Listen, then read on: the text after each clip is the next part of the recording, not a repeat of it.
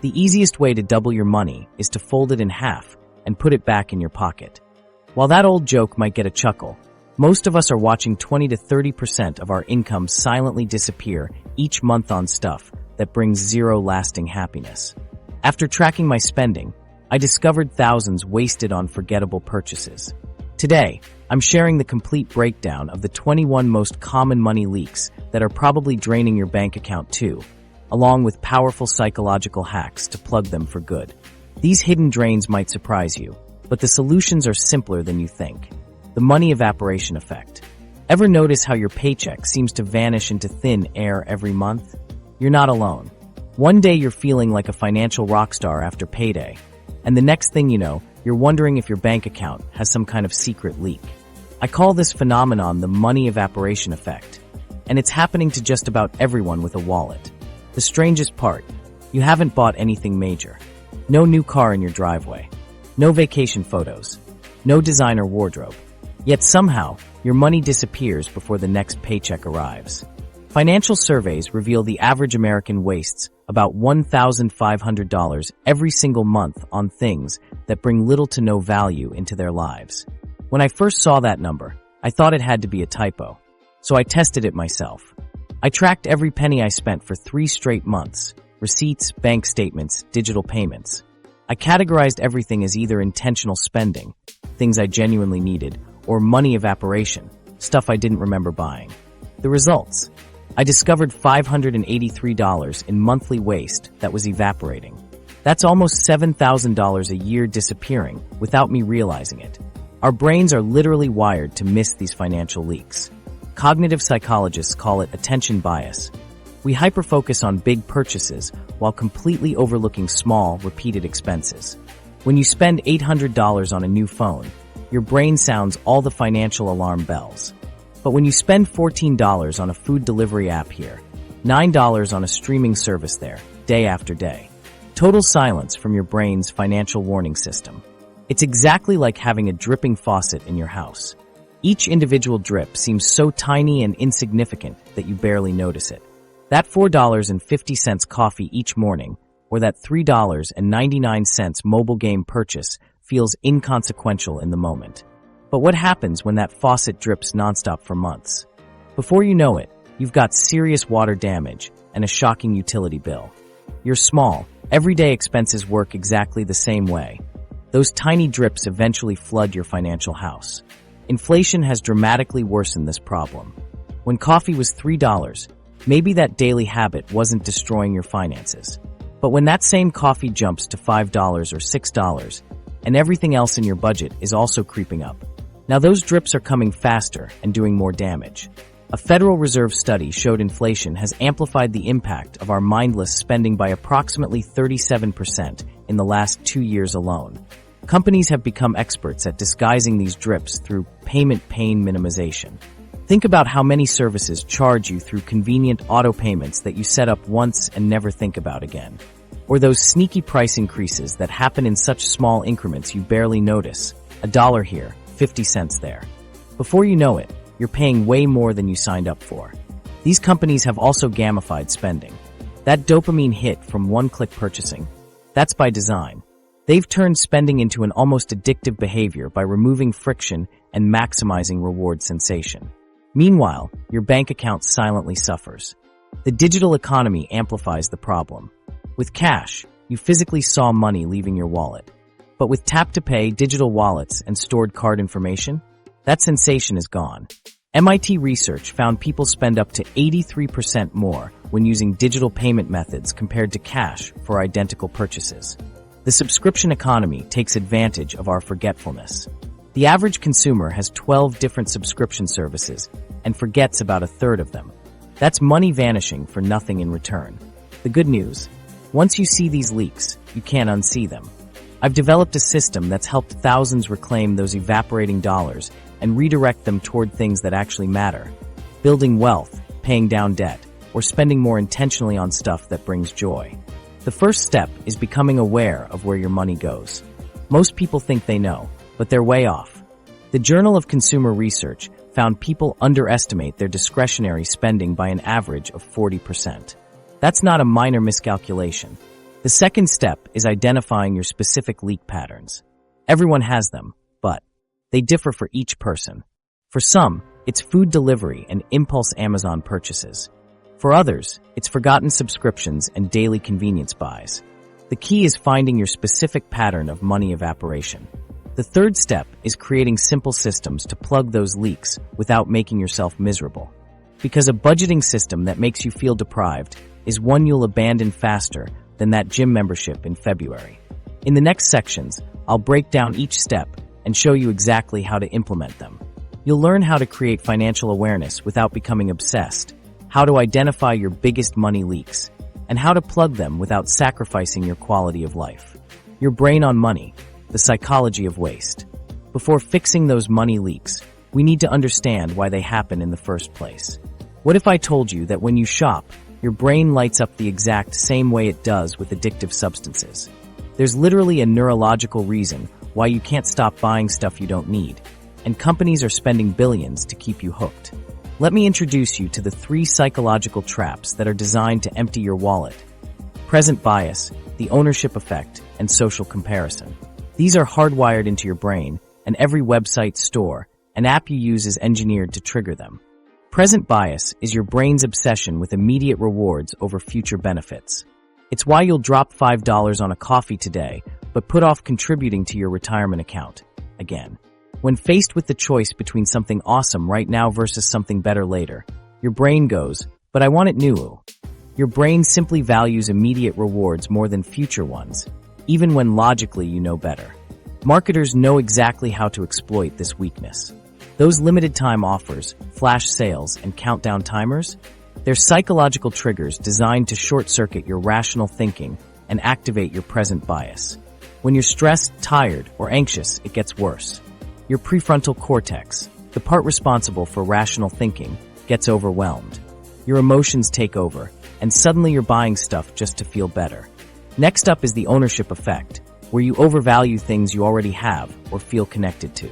Ever notice how hard it is to cancel a subscription you barely use? Once you feel like something belongs to you, your brain assigns it way more value than it actually has. Last summer, I signed up for a streaming service for one specific show. 6 months later, I realized I hadn't watched anything else on it, but I kept thinking I might use it later and delayed canceling. That's the ownership effect in action. Marketers exploit this through free trials, which create an artificial sense of ownership.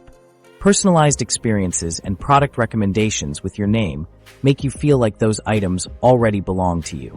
Loyalty programs make you feel invested in the brand, so you'll keep spending to maintain that relationship. On a similar note, social comparison might be the most powerful trap.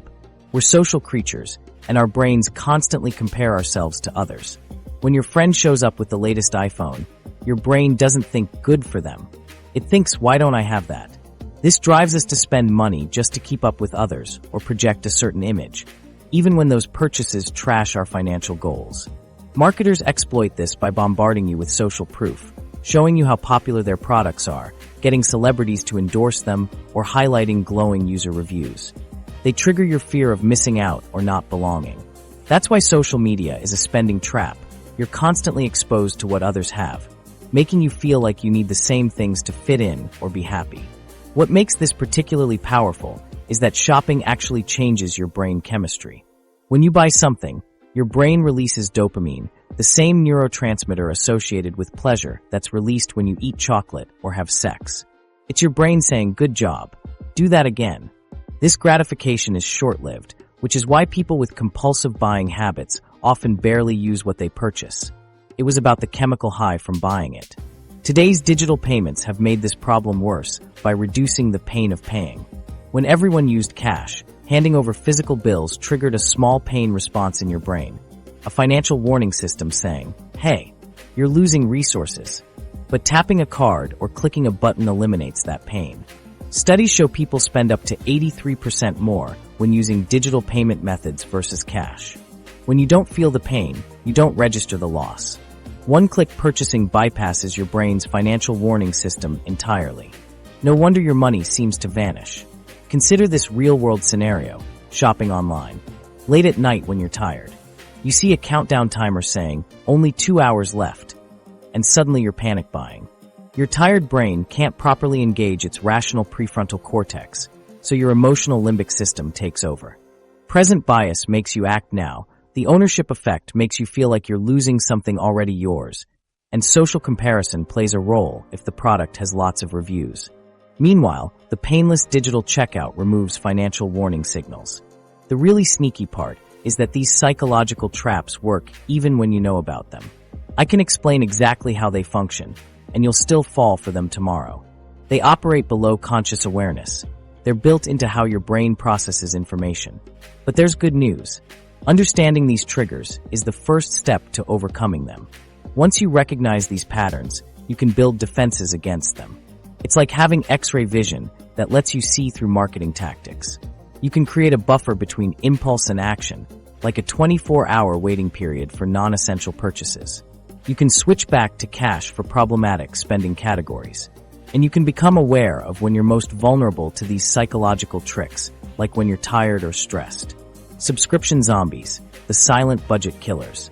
While you're busy building those mental defenses against marketing tricks, there's a totally different financial threat lurking in the shadows of your bank statement. Those forgotten subscriptions aren't just stealing your Netflix password, they're stealing your financial future. I'm talking about subscription zombies. Those services that continue to feed on your bank account long after you've stopped using them. They're the ultimate financial blind spot. And if you're like most people, they're silently draining hundreds or even thousands from your accounts every year. Remember that subscription service you signed up for during the free trial and meant to cancel? It's still there, quietly charging you every month. The subscription economy has exploded over the past few years, expanding far beyond streaming services.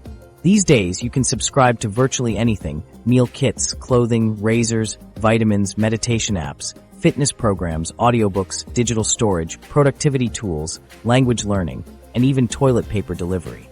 Most subscription services use auto-pay options designed to fade into the background of your financial life. When was the last time you actually reviewed all the recurring charges on your statements? For most people, the answer is somewhere between rarely and never.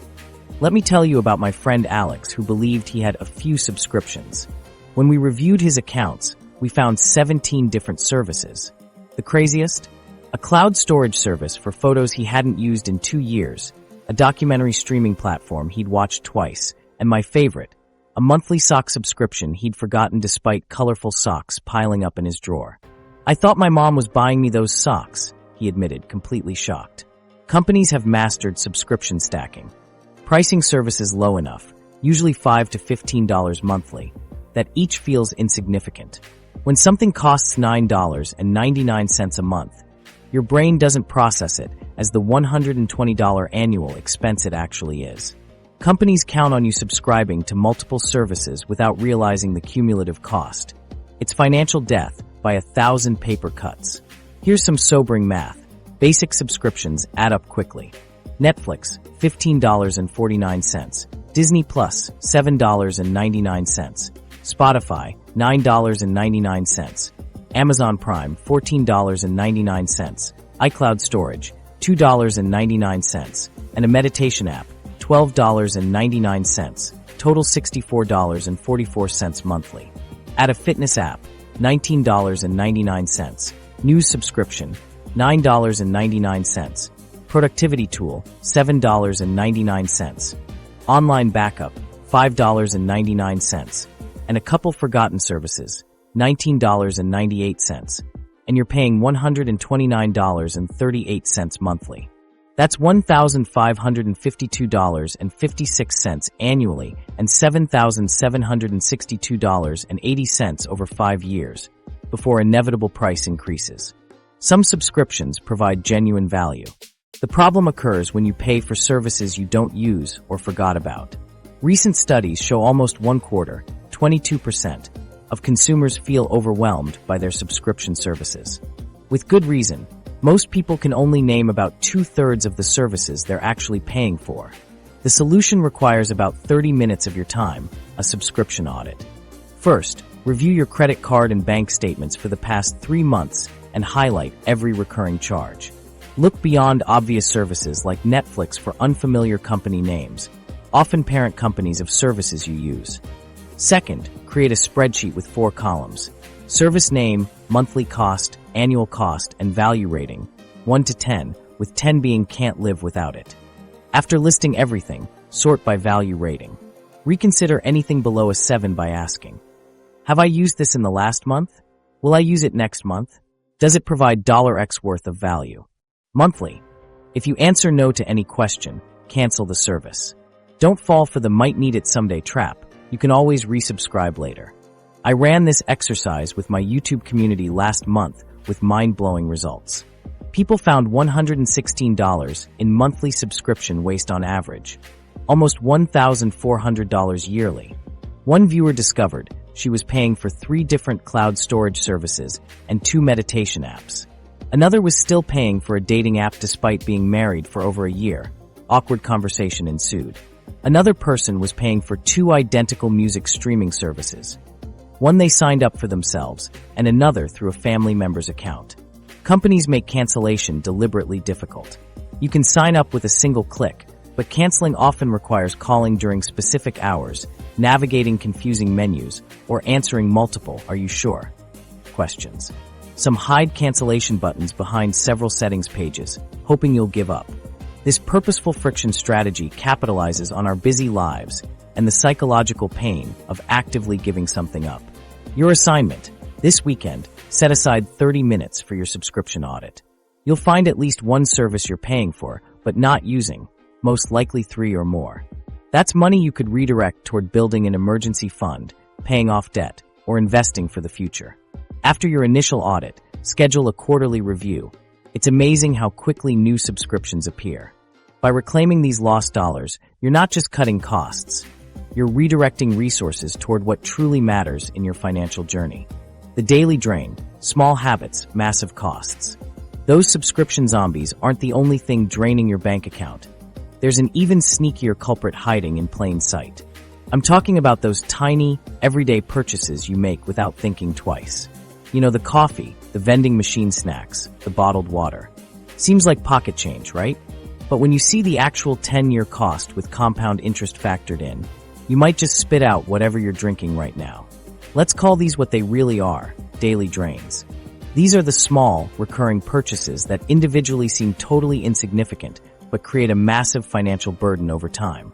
What makes these so dangerous is that they fly completely under your financial radar. Your brain literally doesn't register them as important expenses because they happen in such small amounts. Take that morning coffee ritual. A $5 daily coffee doesn't feel like a big deal in the moment. But let's do some quick math. That's $35 a week, $150 a month, and $1,825 a year. Just on coffee. The story becomes more dramatic when we look at the true cost over time. If you invested that $1,825 annually and earned a modest 7% return, the average stock market return, after 10 years you'd have around $25,000 thanks to compound interest.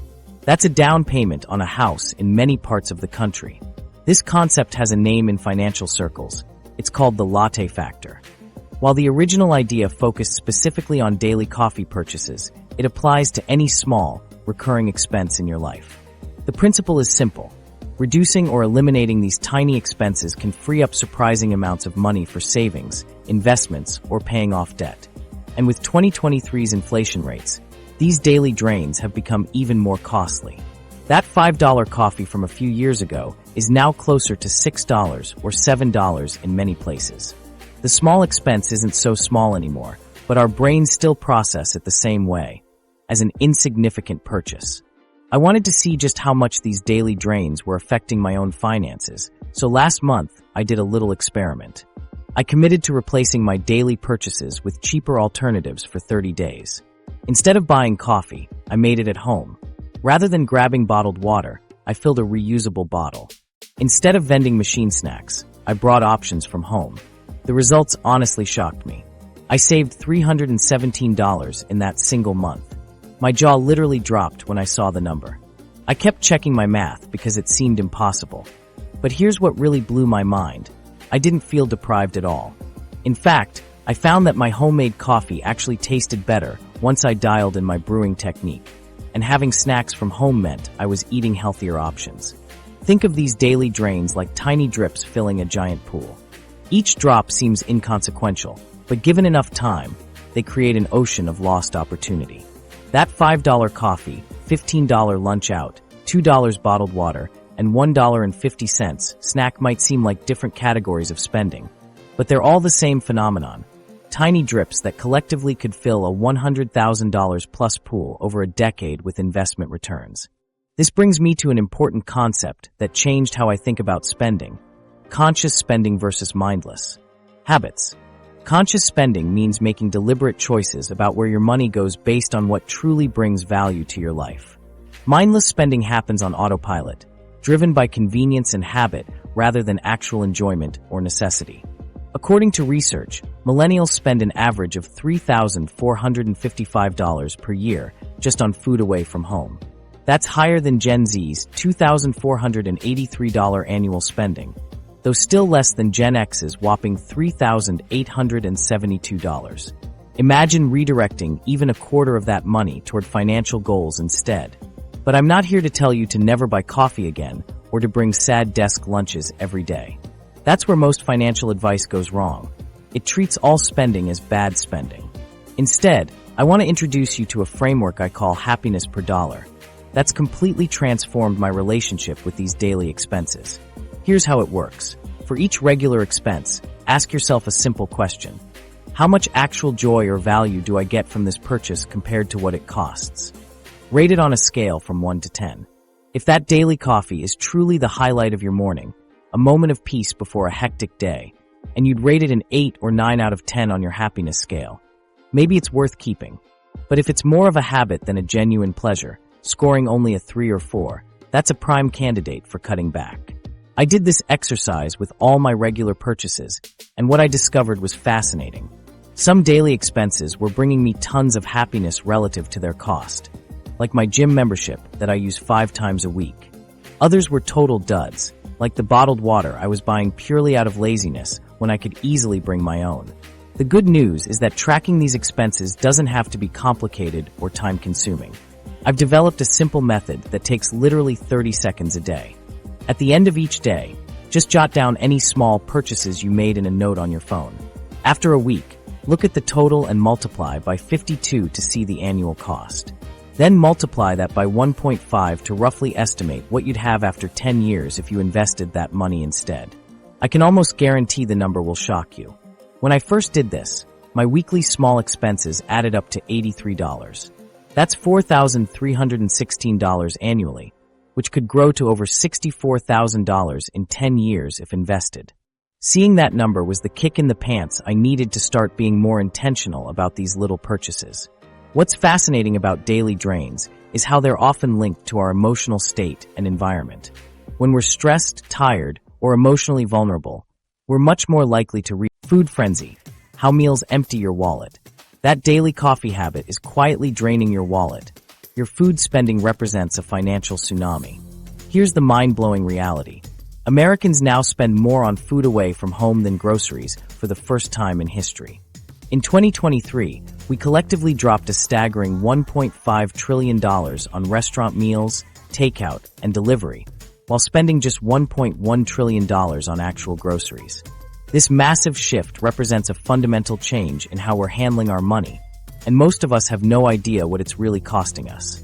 Let's talk about what's driving this food spending explosion. According to recent data, 57% of Americans prefer ordering takeout or delivery over dining at a restaurant. Why? The top reasons are super relatable. It's more enjoyable to eat at home. You can watch your favorite shows, you don't have to cook, and you can wear those comfy sweatpants nobody else should ever see. I totally get it. After a long day, the last thing anyone wants to do is stand in the kitchen for an hour. The cost of dining out is skyrocketing faster than grocery prices. Since 2019, food away from home spending jumped by 13.52% after adjusting for inflation, while grocery spending only increased by 3.37% during the same period. Between 2022 and 2023, grocery spending actually fell by 2.58%, but restaurant and takeout spending climbed by 5.11%. We're spending more on prepared food while cutting back on groceries. About 70% of consumers ordered food delivery in the past month, and over half prefer using third-party delivery services. These apps have mastered the art of making spending feel painless. Just a few taps and food magically appears at your door. The convenience comes with a massive hidden cost that most people never calculate. When you order through a delivery app, you're typically paying up to 40% more than the menu price before adding the tip. Apps charge restaurants commissions between 15 to 30%, which often get passed right back to you through higher menu prices. Then come service fees, delivery fees, and small order fees. That $12 burrito costs $20 before tip, but the app interface cleverly disguises these markups. Fast food is the go-to choice for takeout orders, with 60% of Americans regularly ordering from these restaurants. Fast casual places like Chipotle and Panera come in second at 55%, followed by casual dining spots at 46%. These convenient options have completely rewired our expectations about food and what it should cost. I decided to run an experiment to see exactly how much these habits were costing me, creating my own price tsunami visualization. For 30 days, I tracked every food dollar I spent: groceries, coffee shops, lunch breaks, delivery orders, everything. I also noted whether I was ordering out of genuine hunger, convenience, social pressure, or just boredom. The results shocked me. On days when I planned meals ahead, my food costs averaged $14 per day. But on unplanned days when I relied on takeout and delivery, that number jumped to $47, more than 3 times higher. What's wild is that I wasn't eating better food or even enjoying it more. In fact, when I rated my meal satisfaction on a scale of 1 to 10, home-cooked meals averaged 7.8, while takeout averaged 6.9. I was paying more for less enjoyment. The restaurant pricing model itself is designed to maximize profits in ways most consumers never realize. That pasta dish with a $19 price tag, the actual food cost is typically between $3 to $5. Wine marked up 300 to 400% above retail. That side of fries that costs $5? About 30 cents worth of potatoes. Restaurants need these margins to cover labor, rent, and other expenses. But as consumers, we've completely lost touch with what food actually costs. One weekend highlighted this perfectly. I ordered dinner through a delivery app. A burger, fries, and shake listed on the restaurant's menu for $18.95. After markups, fees, and tip, my total came to $32.73. The next day, I bought ingredients to make 4 similar meals at home for $26.49 total. That's $6.68 per meal versus $32.73. Nearly 80% savings. Food spending is particularly deceptive because it exploits our psychological weaknesses. After a stressful day, food delivery apps offer immediate gratification without effort. They're engineered to remove all friction from the spending process. Stored payment info, one-click reordering, and strategic push notifications when you're likely hungry. The cultural shift toward convenience has been dramatic. Americans now spend 55.7% of their food budget on meals prepared outside the home, a complete reversal from decades ago when home cooking was the norm. What's driving this? Our prioritization of convenience over cost. Let's get practical about the numbers. If you eat lunch out 3 times weekly at $15 per meal instead of bringing food from home at $5, that's an extra $30 weekly or $1,560 annually. Order dinner delivery twice weekly with those hidden app markups, and you're spending an extra $1,200 per year compared to pickup or cooking. Combined with coffee runs and weekend brunches, many people unknowingly spend $4,000 to $5,000 annually on food convenience alone. Another factor most people never consider: food waste. When you overbuy groceries with good intentions but end up ordering takeout, those groceries often end up in the trash, literally throwing money away. While tracking my spending, I realized I was wasting about 25% of my groceries each month, negating any savings from cooking at home. The real problem is that we've normalized these convenience costs as just what food costs now.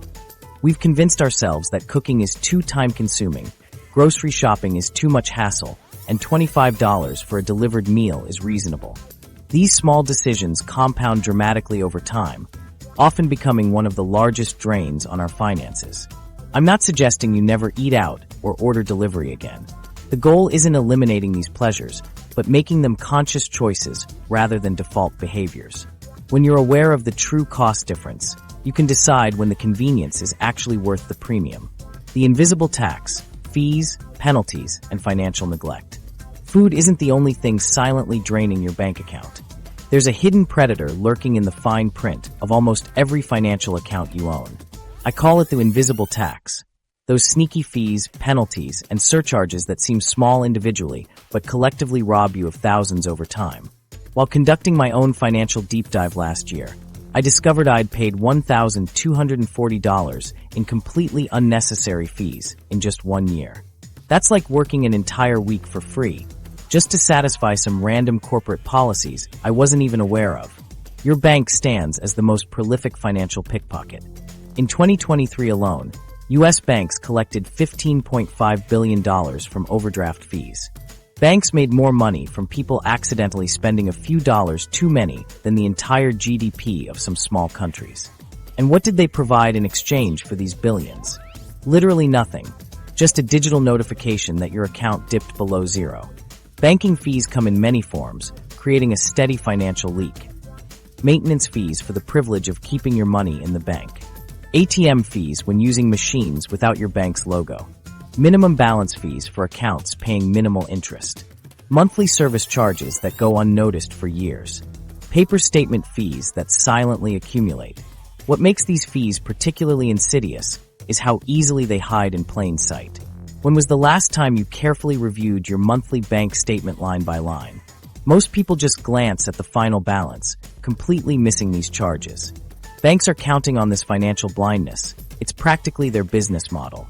Late payment penalties might be the most expensive mistake you never meant to make. Miss a credit card payment by just 1 day, and you're suddenly facing a $39 late fee plus interest rates that can jump from a reasonable 15% to a punishing 29.99% overnight. This creates a dangerous compounding effect. Here's the math.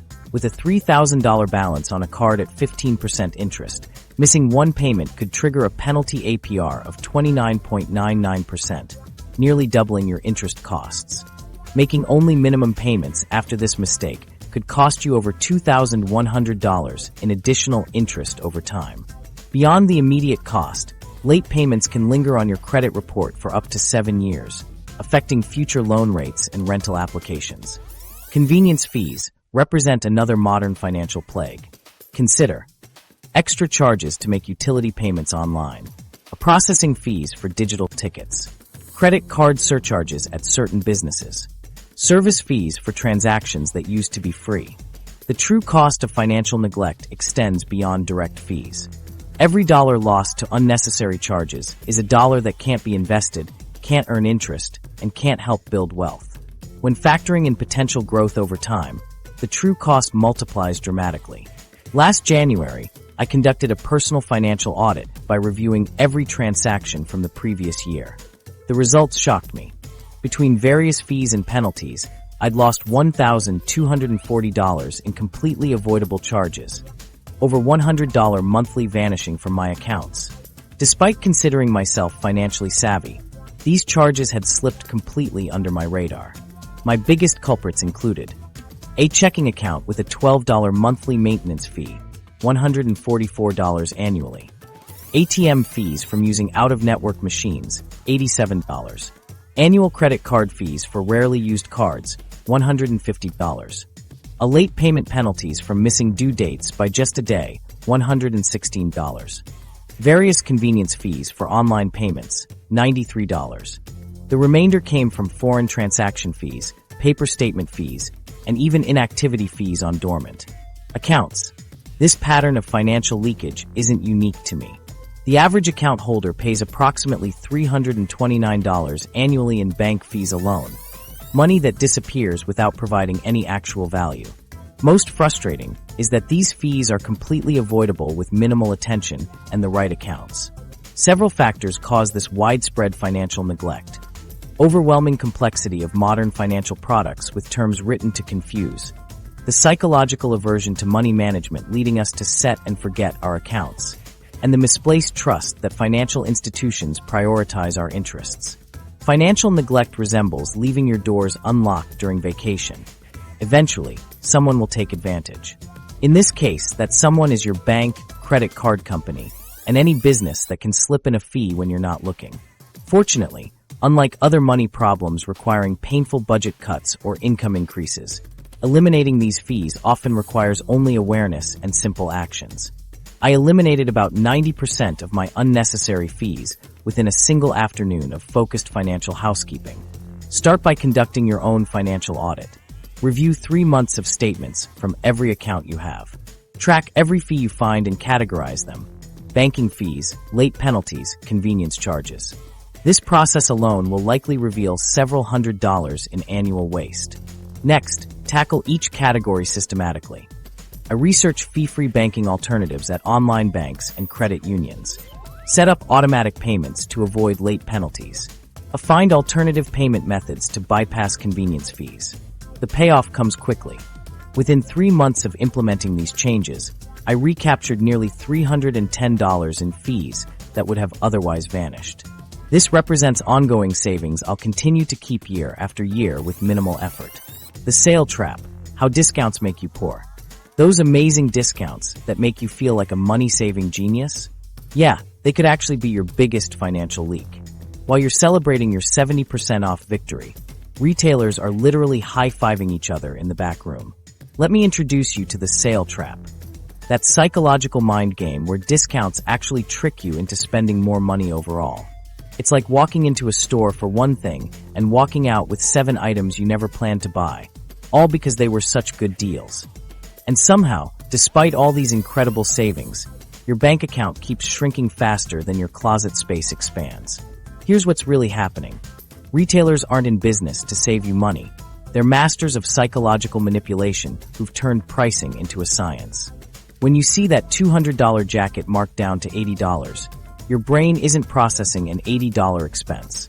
Instead, it's celebrating a $120 saving. This is called reference pricing, and it's ridiculously effective. Think about it. Have you ever bought something and proudly told someone, "It was originally $200, but I got it for $80. Instead of just saying, "I spent $80 on a jacket"? That's the reference price doing its magic. The higher initial price serves as an anchor in your mind, making the sale price seem like an incredible deal, even if the jacket was never really worth $200 to begin with. That percentage discount acts like a siren call to your brain's reward centers. The dopamine hit from scoring a perceived deal can completely override your rational thinking about whether you actually need the item. Your prefrontal cortex, the reasonable planning part of your brain, essentially gets temporarily disconnected when it sees those discount tags. Retailers have mastered this game with limited time offers. Those countdown timers on websites. Sale ends in 3 hours, 42 minutes, and 16 seconds. Or those emails warning last chance. These create what psychologists call a scarcity mindset, the fear of missing out on a great deal. This manufactured urgency triggers panic buying because our brains hate the idea of losing something, even if it's just the opportunity to buy discounted stuff we don't need. Amazon particularly excels at this strategy. Countdown clocks emphasizing that the deal is almost gone, combined with only 3 left in stock. Warnings can override all your careful budgeting plans in seconds. Your brain switches from "do I need this?" to "I better grab it before it's gone," faster than you can say free shipping. Studies show people who regularly hunt for deals and shop sales tend to spend a shocking 27% more annually than those who don't. Consider someone who buys 4 $25 shirts they don't need because they're half off versus someone who simply buys the $140 shirt they actually wanted. The bargain hunter spends $100 thinking they saved $100, while the need-based shopper spent just $40. This happens because sales fundamentally change your purchasing decision. Instead of asking, "Do I need this?" you start asking, "Is this a good deal?" Which is an entirely different question with dangerous financial consequences. Let's examine some common tactics that might be emptying your wallet. BOGO offers like buy one get one 50% off get you to buy 2 items when you only needed 1. The math seems compelling. I'm saving 25% overall. But if you only needed 1 shirt, you haven't saved anything. You've spent 50% more than planned. Tiered discounts work similarly. Save $10 when you spend $50. Save $25 when you spend $100. These offers specifically encourage you to add items until you hit that next threshold. You might only need $40 worth of stuff, but suddenly you're hunting for another $10 item to unlock that discount. You just spent $10 to save $10. That's not savings, it's extra spending. Loyalty points programs operate on the same principle.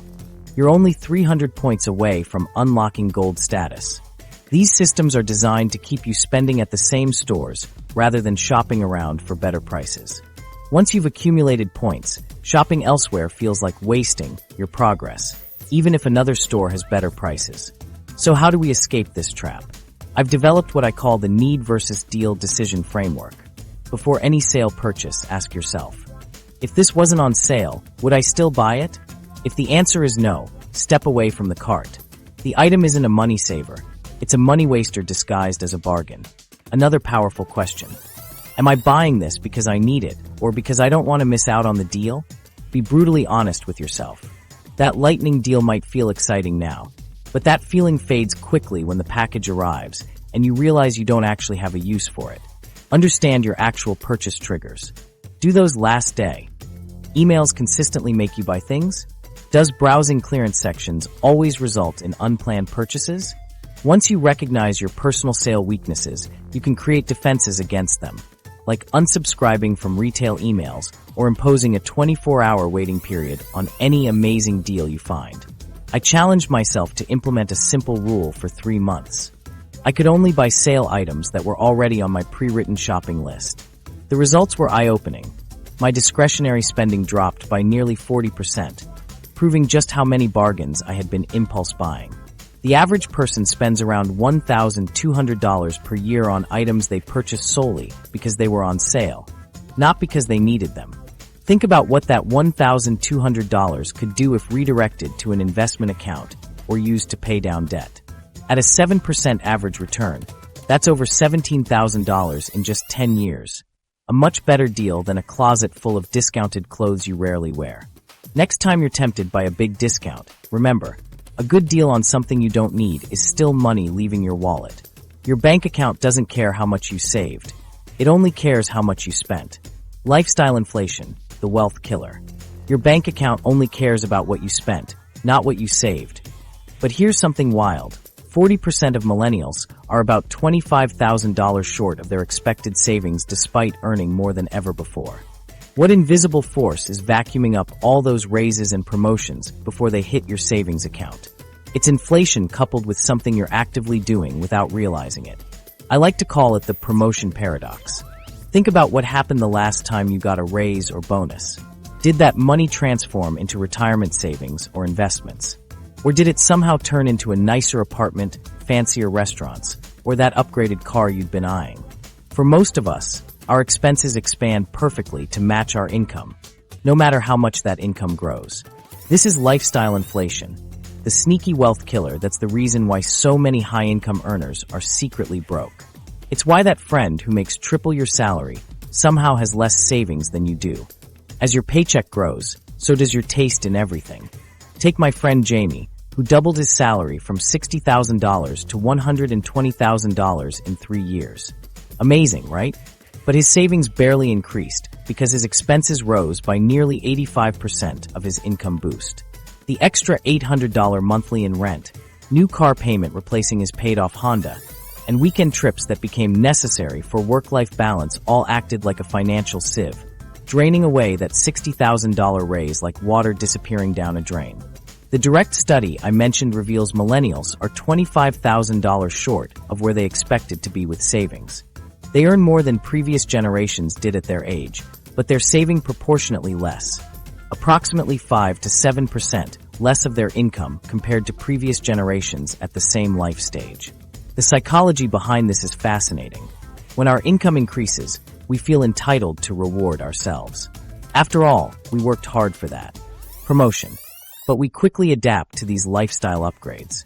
That fancy apartment you were thrilled about 6 months ago? Now it's just your apartment. This hedonic treadmill returns us to our baseline happiness level after lifestyle improvements, driving us to seek the next upgrade for another hit of satisfaction. It's like being on a hamster wheel where you keep running faster to stay in the same place. You get the raise, upgrade your lifestyle, adapt to it, feel the need for another upgrade, work harder for another raise, and repeat the cycle. All while your actual wealth barely changes. Status signaling plays a major role. When you start earning more, you enter new social circles where spending norms differ. Suddenly, you feel pressure to match the vacation destinations, home decor, or tech gadgets of your new peer group. Housing illustrates this perfectly. As income rises, people often move to nicer neighborhoods or larger homes. But housing costs typically consume the biggest portion of increased earnings, approximately 35 to 40% of each raise for most millennials. A Northwestern Mutual study revealed that only 19% of millionaires reported their income growing faster than inflation. Even wealthy individuals must carefully manage spending to build wealth. Car upgrades are another major culprit. That BMW payment might seem reasonable with your new monthly income, but it's driving away potential wealth. On average, luxury car owners spend 12 to 15% more of their income on transportation than those who drive modest vehicles. Research shows they aren't significantly happier after the initial honeymoon period wears off. The alternative? Stealth wealth, where high earners intentionally live below their means. This separates those who build real wealth from those who just look wealthy on Instagram. Real-world millionaires often don't match the stereotype. They drive older cars, live in modest homes relative to their income, and aren't constantly chasing luxury brands. They maintain lifestyle stability during income increases, which builds serious wealth. I tried a 30-day luxury reset experiment. For 1 month, I cut out every non-essential expense I'd added since my last promotion: food delivery services, premium streaming subscriptions, unnecessary upgrades. The first week was genuinely tough. But by week 3, I barely noticed the difference in my happiness level. Most upgrades weren't making me happier, they had just become my new normal. Even more surprising was the difference. Over $900 that could go straight toward investments instead of temporary lifestyle boosts that didn't improve my life. The housing market highlights this challenge for millennials. Between 2021 and 2022, home prices and interest rates surged to record highs. The study revealed that 25% of millennials had predicted they would be homeowners by now, but they're still 4 years away from buying their first property because many prioritized shorter-term lifestyle improvements over saving for a down payment. What's interesting is how our definition of the American dream is changing. 72% of adults still view homeownership as essential for building wealth, but 65% believe financial security is achievable without owning a home. For Gen Z, this number drops to 59%, suggesting we're redefining financial success. How do we escape the lifestyle inflation trap? The most effective approach is using a percentage-based system. When you get a raise, immediately direct 50 to 70% of the additional income to investments or debt payments before inflating your lifestyle. Use the remaining 30 to 50% to improve your quality of life, ensuring your wealth grows alongside your income. For example, with a $10,000 raise, about $600 monthly after taxes, automatically direct $400 to investments or debt reduction, and use $200 for lifestyle improvements.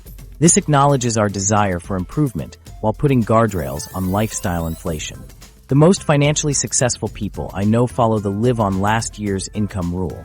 They pretend their income hasn't increased for 12 months after each raise, investing the difference while your money personality, customizing your solution. Tricking your brain with psychological hacks is just the beginning. But here's what I've discovered after years of trying to fix my finances. Your relationship with money is as unique as your fingerprint. That's why those one-size-fits-all financial tips you've been following might be working great for your friend, but leaving you frustrated. It's not random. It's because of your money personality. Understanding which of the 5 distinct money types you are is the key to finally stopping those financial leaks for good.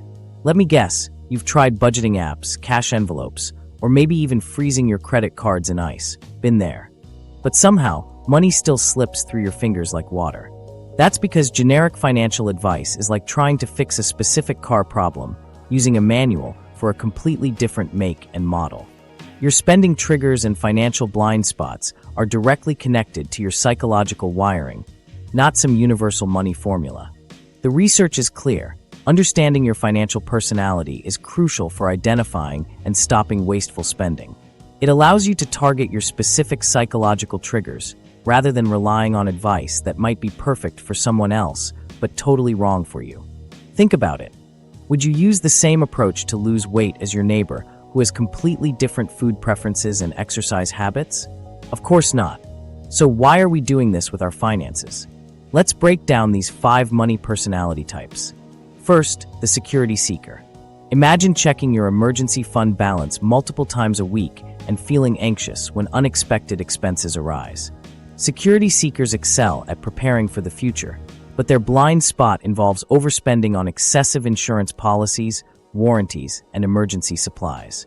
I once had a client who spent nearly $400 monthly on unnecessary insurance policies while constantly worrying about insufficient savings.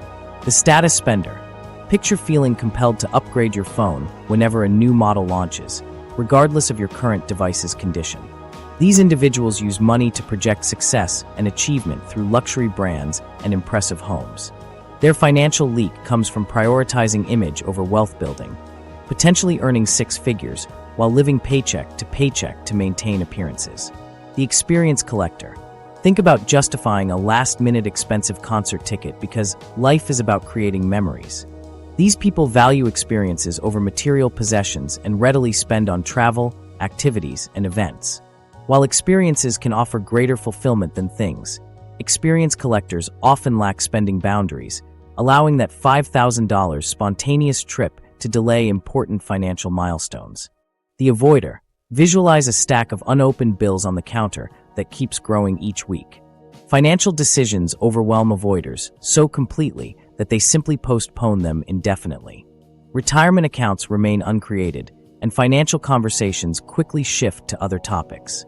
Avoiders typically waste money through late fees, missed opportunities, and delegating financial decisions to others who might not prioritize their best interests. The hoarder. Consider hesitating to replace worn-out shoes despite having ample savings. Financial hoarders struggle to part with money, clipping every coupon and reusing tea bags. While saving matters, hoarders often skip necessary expenditures that would improve their quality of life or save money long-term, like preventative healthcare or home maintenance. To identify your type, reflect on your last 3 financial decisions. Were you primarily motivated by safety, security seeker, others' perceptions, status spender, potential experiences, experience collector, avoidance, avoider, or reluctance to spend, hoarder? Most people predominantly exhibit one type with secondary influences from another. Once you know your money personality, you can develop targeted strategies aligned with your psychology. Security seekers benefit from establishing clear boundaries around enough security. I recommend implementing a security ceiling. Calculate precisely how much emergency funding, insurance, and backup plans you genuinely need based on data rather than fear. Then automate those security measures and channel excess security spending into growth investments. Status spenders should reframe their definition of success. For every status purchase consideration, ask yourself, am I buying this for myself or for others? Create a dedicated status budget. A specific amount allocated for image-related spending after meeting actual wealth-building goals. Many status spenders successfully redirect their competitive nature toward impressive investment accounts instead of possessions. Experienced collectors thrive with prioritization and planning. Establish an experience fund with fixed monthly contributions, then rank potential experiences by their memory per dollar value. By planning experiences ahead rather than impulsively seizing every opportunity, experienced collectors can enjoy life while meeting financial goals. Avoiders benefit most from automation and simplification. Set up automatic bill payments, savings transfers, and investments so your financial system operates with minimal decision-making. Some avoiders succeed with monthly money dates. Just 30 minutes reviewing finances using a simple checklist, often paired with a favorite beverage as positive reinforcement. For hoarders, focus on developing healthy spending permissions. Create a freedom fund specifically for guilt-free spending on life-improving purchases. Practice making small purchases without overthinking, gradually building comfort with appropriate spending on necessities. Remember, true financial security includes using money as a tool when needed. These personalities can complement each other in relationships. A security seeker paired with an experienced collector might achieve perfect balance, one ensuring financial safety while the other maintains life's adventure. Success comes when both understand and respect each other's money personalities instead of arguing over who's right about money. By targeting your specific money personality, you create a personalized waste elimination system that works long-term. This approach proves far more effective than generic financial advice because it addresses the root psychological causes of your spending, not just recurring surface symptoms. The 30-Day Money Reset Challenge. Creating lasting change isn't about just knowing your money personality. It's about putting that knowledge into action with a structured plan. But here's the truth most financial gurus won't tell you. Willpower alone fails nearly 80% of the time when trying to change money habits. What you need instead is a system designed to work with your brain's natural tendencies, not against them. That's exactly why I created the 30-Day Money Reset Challenge. This complete system builds on everything we've covered about your psychological triggers and spending habits to create lasting change without making you feel like you're living on ramen noodles and tap water. The challenge is structured around 4 distinct weekly themes that gradually transform your relationship with money. Week 1, Awareness. Day 1, track every penny you spend, from coffee to parking meters. Day 2, identify your spending triggers, emotional shopping, peer pressure. Day 3, categorize expenses and compare them to your values. Days 4 to 7, continue building awareness, recognizing patterns. Sarah, a dental hygienist making $65,000 annually, was shocked during week 1. I had no idea I was spending $400 monthly on food delivery. Seeing those numbers in black and white was my wake-up call. Week 2, Elimination. Days 8 to 14, commit to a no-spend challenge. Purchase only absolute necessities. Housing, basic groceries, transportation to work, and critical utilities only. Discover free alternatives and clearly distinguish between wants and needs. Marcus, a software developer, shares. The elimination week felt challenging at first, but by day 10, I realized almost 30% of my regular spending was completely unnecessary. I was buying things out of habit, not happiness. Week 3, Optimization. Day 15, cancel subscription zombies draining your accounts. Day 16, renegotiate bills. Companies often lower rates just because you ask. Days 17 to 21, create replacement habits for expensive tendencies. Elena, a single mom working as a teacher, found $340 in monthly savings despite having what she considered an already bare-bones budget. I was skeptical anything could be cut from my tight budget. Finding hidden fees and implementing meal planning eliminated so much waste. I now have breathing room each month. Week 4, Automation. Day 22, set up automatic transfers to savings accounts. Day 23, create spending barriers for weak spots, delete shopping apps, freeze credit cards. Days 24 to 30, automate bill payments, create spending alerts, establish regular check-ins. The foundation that makes this work is a 2-minute daily tracking habit. Each evening, record your spending and reflect on one question. Did today's spending align with my values? Research shows tracking creates immediate behavioral change.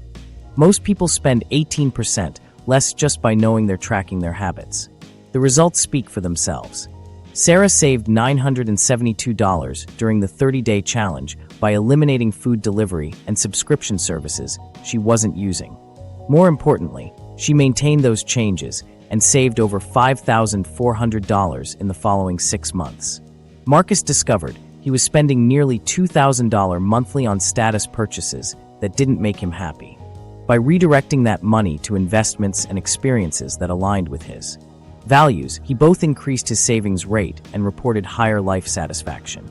The challenge works across income levels because it focuses on eliminating waste while preserving what matters to you. To help you succeed, I've created a complete set of free resources you can download right now. Money Reset Toolkit with daily tracking templates. Subscription Audit Spreadsheet.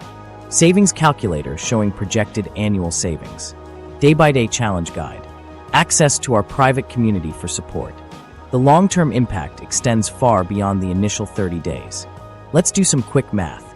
If you save $4,000 in the first year by eliminating waste and invest that money at a conservative 7% return, That's over $550,000 over 35 years, from just 1 year of waste elimination. Continue these habits year after year, and you can see how this 30-day reset creates millionaires over time. Beyond the money is the peace of mind from having a system that works. No more money anxiety. No more wondering where your paycheck went.